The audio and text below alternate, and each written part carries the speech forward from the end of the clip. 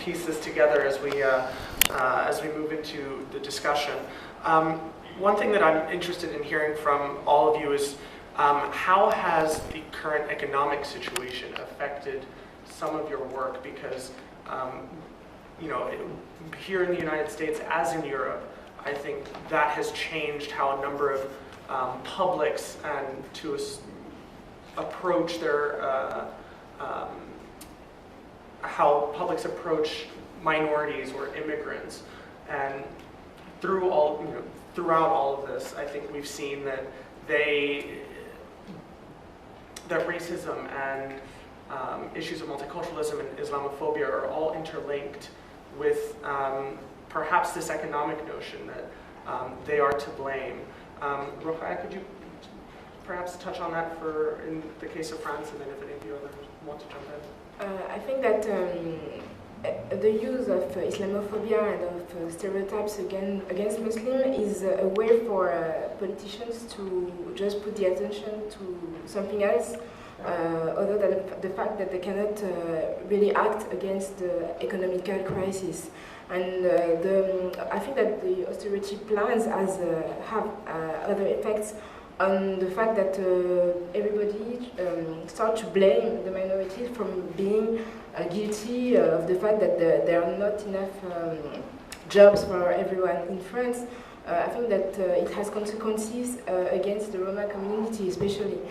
We've seen last week in Marseille people burning a camp of Roma people themselves without being asked by everyone to do something against them. But because I think that there is an anger in this economical situation against the weakest communities. So I think that in this kind of context, extreme rights parties it gives to them arguments to explain that we should deport foreigners. For example, during when Sarkozy was the president, the former government had quotas of deportation, so he had to deport each year. I think it was like 25,000 people each year. So of course it created racial profiling, because when you have to deport 25,000 of people, you have to control people who look like foreigners, and who look like a foreigner. It's Muslim people, it's black people, Chinese or Asian French people. So it really provoked a rise of racial profiling. So I think that the crisis can affect in this way the racism that exists among the society. I guess during all economic downturns, it accentuates the tension around migration. National governments, to some extent, when they're locked into cross-European treaties like the Schengen Agreement, migrants still come to the UK and work and do very well.